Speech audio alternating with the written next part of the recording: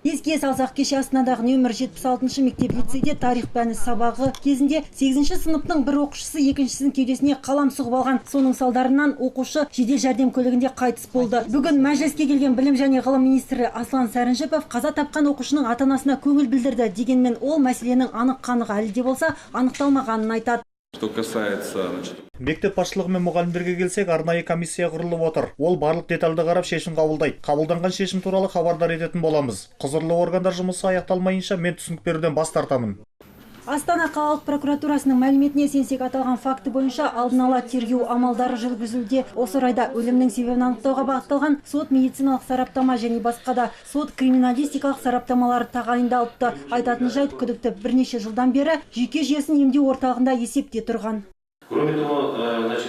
Сезікті тұлғаның 2007 жылдан бастап психикалық денсаулық орталығында есепте тұрғаны анықталды. Алайда дәрігерлік кеңестік комиссия қорытындысына сәйкес 2014-2015 оқу жылында жалпы оқу әдістемелік бағдарлама бойынша орта мектеп жағдайында сынамалық оқу ұсынылған.